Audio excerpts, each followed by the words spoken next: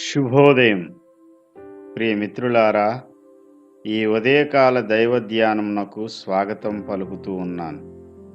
దేవుని పరిశుద్ధ వాక్య భాగంలో నుండి యెహెజ్కేలు గ్రంథము 2వ అధ్యాయం మొదటి వచనాన్ని చదువుకుని దేవుని వాక్యాన్ని ధ్యానము చేద్దాం. నరపుత్రుడా, నీవు చక్కగా నిలవబడుము, నేను నీతో మాట్లాడవలెనని అని. దేవుడి వాక్య భాగం ద్వారా మనతో మాట్లాడునుగాక. ఆమేన్. ప్రియమిత్రులారా, యెహెజ్కేలు ప్రవక్తతో దేవుడి మాట చెబుతున్నాడు. నరపుత్రుడా, నీవు చక్కగా నిలబడుము, నేను నీతో మాట్లాడవలెను. ప్రియమిత్రులారా, దేవుడు మాట్లాడడానికి సిద్ధపడినప్పుడు ఆ స్వరం వినే వ్యక్తి చక్కగా నిలబడవలసిన అవసరం ఉంది. నీ లోటులు లోపాలు సవరించుకుంటే, తిన్నగా నిలబడ్డం నేర్చుకుంటే, దేవుని స్వరాన్ని విని దేవుని యొక్క వాక్కును గ్రహించి లోకానికి దేవుని సందేశాన్ని ప్రకటించే ఒక ప్రవక్తవవుతావు, దేవుని నోరు అవుతావు.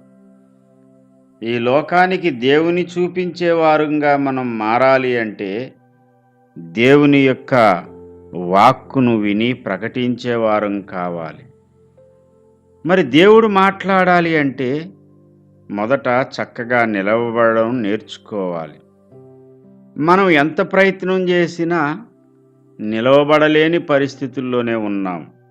యేసుక్రీస్తు ప్రభువారు సమాజ మందిరంలోనికి వెళ్ళినప్పుడు బలహీనపరిచే ఒక దెయ్యము పట్టిన స్త్రీ అక్కడుంది.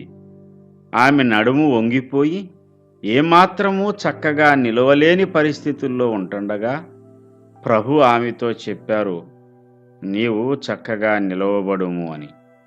ప్రభు మాట్లాడిన మాటకు ఆమె ఆ బలహీనత నుండి, ఆ దయ్యము నుండి విడుదల పొంది ఆనాటి నుండి చక్కగా నిలవబడగలిగింది. అక్కడ జరిగింది శారీరక స్వస్థతే సుమా. అయినా అది మనకు ఒక ఆత్మీయ పాఠాన్ని నేర్పిస్తుంది.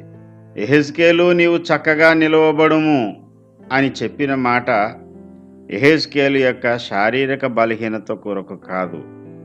ప్రియమిత్రులారా, శారీరక స్వస్థతలను మనం ఆలోచన చేసినప్పుడు మన ఆధ్యాత్మిక స్వస్థతల కొరకు దేవుడు మనల్ని ప్రేరేపిస్తున్నాడు అని మనం గుర్తించాలి. ప్రభు అయిన యేసు ఆనాడు శరీరంలో ఉన్న రోగాలను, బలహీనతలను గద్దించి పారద్రోలినట్టుగానే ఈ దినాన్న నీ ఆధ్యాత్మిక బలహీనతలను కూడా ప్రభు గద్దించి పారద్రోలుతాడు. ప్రియమిత్రులారా, చక్కగా నిలవబడుము అని చెప్పిన తర్వాత 2వ అధ్యాయము 2వ వచనము యెహెజ్కేలు గ్రంథంలో, ఆయన నాతో మాట్లాడినప్పుడు ఆత్మ నాలోనికి వచ్చి నన్ను నిలవబెట్టెను. చక్కగా నిలవబడుము అని చెప్పిన తర్వాత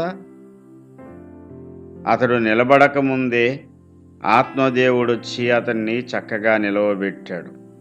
మనము చాలాసార్లు దేవుని సన్నిధిలో సరైన రీతిలో ప్రవర్తించాలని అనుకుంటాము, కానీ ప్రవర్తించలేకపోతూ ఉన్నాము. కారణం, మన నడుము వంగిపోయింది. మన మనస్సు అనే నడుము చెడిపోయింది, పాడైపోయింది. ప్రియమిత్రులారా, యెహోవా తండ్రి మాట్లాడిన వెంటనే ఆత్మదేవుడొచ్చి యెహెజ్కేలును చక్కగా నిలవబెట్టారు. మాట్లాడడము, ఆయన నిలవబెట్టడము, ఈ రెండు ఆయనే చేయడం దేనికండి? చక్కగా నిలబడము అని ఆజ్ఞాపించడం దేనికి? ఆయనే నిలవబెట్టినప్పుడు. ఇక్కడ ఒక వాస్తవాన్ని చెబుతున్నాను, వినండి. యెహెజ్కేలు, నీవు చక్కగా నిలవబడుము అని చెప్పడం దేనికి అంటే తన యొక్క లోపాన్ని అతనికి తెలియజేయడానికి, తన లోపాన్ని దిద్దుకునే అవకాశాన్ని దేవుడు అతనికి ఇవ్వడానికి, తన లోపాన్ని దిద్దుకునే ప్రయత్నం చేయడానికి ఒక అవకాశాన్ని దేవుడు అక్కడ కల్పిస్తూ ఉన్నాడు. దేవుడు నిన్ను ప్రేమించి నీ లోపాన్ని నీకు తెలియజేసినప్పుడు కనీసం దిద్దుకునే ప్రయత్నమన్నా చేయడం ప్రారంభించు. వెంటనే ఆయనే వచ్చి నీకు సహాయం చేసి నిన్ను చక్కగా నిలవబెడతాడు. నడుము వంగిపోయిన స్త్రీని చక్కగా నిలవబెట్టినట్టు, ఆత్మదేవుడొచ్చి యెహెజ్కేలును చక్కగా నిలవబెట్టినట్టు, ఈ ఉదయకాలం దేవుడు నిన్ను కూడా చక్కగా నిలవబెట్టి నీ ద్వారా ఈ లోకంతో మాట్లాడబోతున్నాడు. దేవుని యొక్క సన్నిధిలో, దేవుని సన్నిధానంలో నీ లోపాన్ని గుర్తించి సవరించుకునే ప్రయత్నం చేయి. దేవుని కృపకు పాత్రుడు అవుతావు. దేవుడు అటువంటి కృప అనుగ్రహించి చక్కగా నిలవబెట్టి ఆయన కొరకు నడిపించునుగాక. ఆమేన్.